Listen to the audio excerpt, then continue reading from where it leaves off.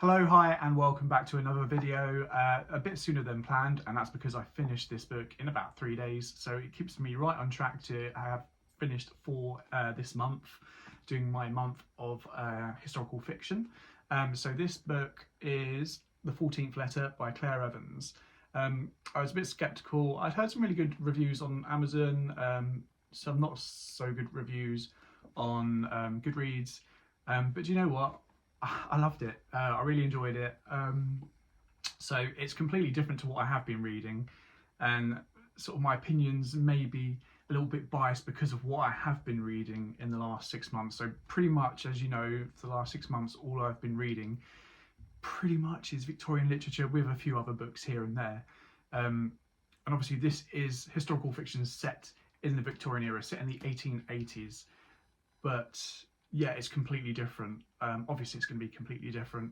The writing is obviously completely different, and I have to keep in my mind, like, obviously Victorian literature was written for the Victorian reader, obviously, whereas this book, only published a few years ago, is for the reader of now, the contemporary reader.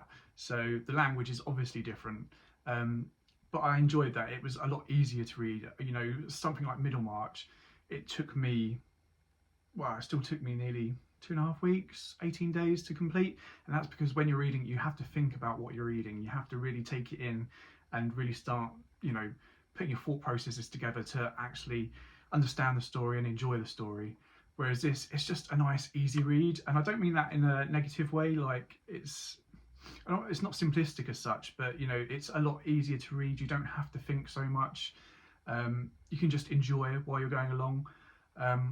As I say, the language is a lot easier. This is just me, and once again, just an observation, not a criticism, but having read Victorian literature, it would have been nice for a little nod maybe to the Victorian literature, like the odd use of the word countenance or disagreeable, but that is just me, and I'm sure that means sort of like will probably make no difference to anyone else, but that's just me. So the 14th Letter is a highly enjoyable book. It's got a bit of mystery. The plot kind of sort of circles around this underground sort of operation dealing with, I don't know if I should say because I don't want to give away the story, but it's basically, we have these high profile figures from around the world who are involved in this sort of underground operation of doing something, and we have our main characters who stumble across or stumble on this, and one of them is actually involved in it themselves without even knowing. So the plot itself is really well thought through. There's some brilliant ideas, and the way it all comes together as well, I really enjoyed. Very creative. As I said, it's simplistic in its approach, like in its I don't want to say that because it makes it sound negative, and it's not. I just mean it's like you can read it and enjoy it without having to put too much energy and effort. I mean, you're not going to get emotionally involved, you're not going to necessarily feel things, but you may enjoy it, or you will enjoy it. I don't know, if it's your thing, you'll enjoy it, but I'm trying to, like, for me it's 5 stars, okay, but I'm trying to base that on what it is. You know, there's no pretenses. It's not trying to be something it's not. You know, I'm not putting it in the same league as what I have been reading because it's different. It's not in a lower league, it's just a different league. So for that reason, for me it's 5 stars because I finished it in 3 days. It got to the point where I just kept reading and reading. I love the fact that the chapters are quite short as well, so you can just kind of keep going, and also how each chapter usually jumps from one character to another, so you're kind of following the story a bit more. So yeah, I really enjoyed it, to the extent where I've actually now put their second novel, Claire Evans' second novel, on my wish list, which I'll probably end up buying this month, to be fair anyway, and that's The Graves of Whitechapel. Just because I did enjoy the writing style. You know, it's one that I just found easy to read, and you know, that's because it's obviously for the contemporary reader, and I keep going on about that, but yeah, I really enjoyed it. So the 14th Letter itself, the title refers to letters by Plato, I believe. So I think, and this is what I enjoyed as well, because there's a lot of historical fact in this book. So Claire Evans has obviously done her research, and at the back there is a bit about, you know, the historical context and what the author has done in relation to trying to be truthful to some historical facts. So the research has been done. So yes, the 14th Letter, apparently Plato has written 13 letters that survive anyway. So we have 13 surviving letters from Plato, although it does mention in the book that some of these are now being questioned as whether they're sort of authentic or not. So this refers to a 14th letter, a completely made up fictional 14th letter, which the whole plot kind of revolves around, and I'm not going to say what because I think that gives it away.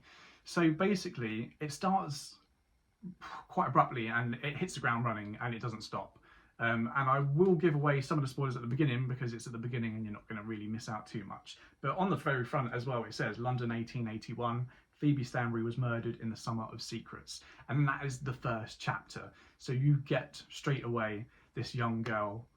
So she's celebrating her engagement to her fiance, Benjamin Raycraft, and they're having a party, the party's ending, everyone's leaving, and all of a sudden doors fly open and there's this tall naked man covered in mud with a knife who comes, slats her throat, and then runs off. So that's how we start, and then it doesn't stop from there. What I also like about the 14th letter is it's quite humorous throughout. So for example, at the end of the first chapter, just as Phoebe has been sort of slain, we get the narrative, she felt nothing, rather she realised that she had never seen a naked man before. So that is what it looks like. Oh well. And now death. Oh well, to that too. And yeah, there's a nice bit of humour that runs through the story. Also other themes it deals with the theme of race. There's one of the characters which is mixed race, and some of the issues that she comes up against in sort of Victorian London. It also deals, there's a very light LGBT story, kind of feathered through a little bit. It's hinted at more so than anything, but it was a nice touch and I enjoyed that. But for me, the main sort of focus or theme of the book is about identity and finding your own identity, and the fact that it doesn't matter where you came from or what your bloodline is, you can create your own destiny and your own identity. So that's really it for me. So after this first chapter, we go through and we meet, I'd say, the main protagonist of the story, William Lamb. So we are told that William, he's about 23 and he's an apprentice to a lawyer. He lives with his aunt. I'm sorry about this hair, like I literally just woke up about an hour or so ago. I work late shifts. Anyway, so William Lamb lives with his aunt. He's an apprentice to a lawyer. He's been working at this lawyer's for 3 years. As far as he knows, his parents are dead. Also, he's missing a thumb on one of his fingers, and that's quite important. You know it's important because it's mentioned quite a bit at the beginning of the book, so you know that's going to be a focal part of the story somewhere. So he's missing a thumb. And then he's working at this lawyer's under Mr. Nathaniel Bridge, who is his employer, and he wants to be a partner in this law firm someday. He's decided the law is for him and he really wants to be a lawyer, and he wants to show Nathaniel that he can be a partner in this firm. This messenger comes into the law firm and he's got an urgent message from Mr. Haberlane. I'm going to say that wrong throughout the whole way because it looks weird, it sounds weird. Haberlane. Anyway, so this is a client that William knows not very much about. All he knows is it's a secret client, and it's the only client that Mr. Bridge won't let him deal with him. He won't talk to him about him, he doesn't share the work with him, he doesn't tell him why he goes and visits Mr. Haberlane. But, you know, all William knows is he exists. Anyway, so this message sounds urgent, and obviously Mr. Bridge is at court. So William thinks, well, you know, I want to prove myself, so I'll go and visit this guy and see what he wants. Big mistake. So he goes to visit this old guy, Mr. Haberlane, and it's all very weird from the get-go. The butler is kind of a bit standoffish with him, and then he reacts quite strangely when he sees the missing thumb. And then he goes to see Mr. Haberlane, and all he talks about really is Plato and, you know, classical stuff. And then he notices the missing thumb and then kind of has a bit of a freak out and says they need to run.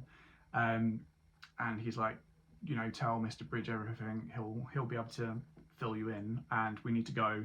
And they rush past the butler, and the butler's like, where are you going? And the old man runs out of the house too in his sort of like slippers and dressing gown. And then, yeah, he runs away. At the same time, we're introduced to the character of Savannah Shelton, who is the American mixed race girl. She's been paid by some underground mob boss to watch this house, and that's it. She's not told why, she's not given much reason, but she's been paid to sit there and watch the house and report what goes on. Anyway, at this particular moment that William comes in, she's walking away because she's kind of had enough. She's like, I'm better than this, I need some more money. I'm going to go and see the boss and see if I can get a better position. And then we see William going back to Mr. Bridge. He tells him what's happened. I don't know if I should say what happens then because that kind of gives that away. But things go downhill very quickly from there. And then we have the unlikely pairing of William and Savannah trying to figure out the secrets behind, well, the butler, who we mentioned, is found dead. Quite gritty with, I think he's been stabbed in the chest, but then his genitals in his mouth. And what fascinated me, it read much like some of the teen fiction I've read, but then you get bits like that where you're like, actually, that's probably a little bit older. So yeah, we have William stumbling across this body. Savannah's already there because she's been watching, the doors left open. She's gone in to see what's gone back when she's gone back. And yeah, all hell breaks loose from there. We're introduced to the wonderful character of Detective Harry Treadway, who's an elderly sort of detective at Scotland Yard, and he's having a bit of a hard time. So a few years previous, he was kind of the person responsible for exposing corruption in the police force. And while some may say that's a good thing, a lot of his colleagues just saw him as a snitch, so they didn't really get along with him, didn't really talk to him. He's the man that was given the murder case, Phoebe Stanbury's murder case, and told to solve it. We find out a bit later he was given it because they thought while he's thorough, because of his thoroughness, he's also quite slow and he probably wouldn't get to the bottom of the case. And yeah, it all goes on from there. We discover, what else do we discover? So we've got other characters that are introduced. So we've got the German Chancellor, who I believe the name is very similar to the actual German Chancellor, and I do believe the author said they were kind of loosely based, especially with the name. So you've got Otto von Bismarck was the actual Chancellor, and in the book you've got Otto von Rabenmark. I should have really looked up something like that anyway. And his half-sister, who is a very prominent young girl, and it's the brother, the Chancellor, who has the sort of LGBT sort of mini story going along. And yeah, you kind of think, what have all these people got in common? You've also got the Vice President of the United States, who is a fictional character, but some of the story is loosely based on real events. So the assassination of President Garfield is in there. But in this book, the Vice President is a different person to who the actual Vice President was. Anyway, he is having a visit to the UK. At the same time, you've got the German Chancellor also going to meet him. And yeah, you've got all these people coming together, and they are all connected by this 14th letter, as it were. And it's really, you know, all the twists and turns, I was quite impressed. You know, a lot of thought has gone into the plot. It's, as I say, it's something you can pick up and read for enjoyment and finish in a few days. You're probably not going to think much from it. You're not going to be emotional from it. You're not going to be like, this is the best read in the world, but you're thoroughly going to enjoy it. And that's kind of sometimes what you need. But like, I've enjoyed the Victorian literature I've read, but sometimes it's just nice to have a bit of a break and read something that's highly enjoyable that you can get through in a few days and be like, I really enjoyed that. So in the end, we see sort of these characters all coming together, and you've got William, Savannah, and then the detective gets involved as well. And they're trying to solve the mystery surrounding this mysterious box that Mr. Mr. Bridge gave William very near the beginning. It had all these mysterious sort of parchments in with mysterious writing. And they're trying to solve like what it means, why these people after William, sort of like the Chancellor and his half-sister Adeline de something or other Bayeux, the Vicomtesse, they're after William, and he's like, well, I'm just a regular kid, why are they after me? And you soon find out the reason why, and it's all interconnected. And I'm trying not to say too much because anymore, and I'll give like the story, the plot away, and I don't want to do that because I do actually think it's a great read to sort of discover for yourself. So that's my thoughts on 14th Letter. I really enjoyed it. I loved it so much. I've bought the next book, the Graves of Whitechapel. So that is my quick thoughts on the 14th letter. As I say, I finished it in 3 days, so I think that kind of says something, really. So my next read is The Silent Companions by Laura Purcell. I didn't realise she's actually a localish author as well, so I'm quite excited with that. I haven't got the book on me because it's somewhere downstairs because I've already started. I've read the first chapter, and it seems like something that I'm going to enjoy. So I'm looking forward to that. Hopefully I'll finish that in a week as well, and then I can get cracking on my third book, and I will hopefully then finish all 4 in April.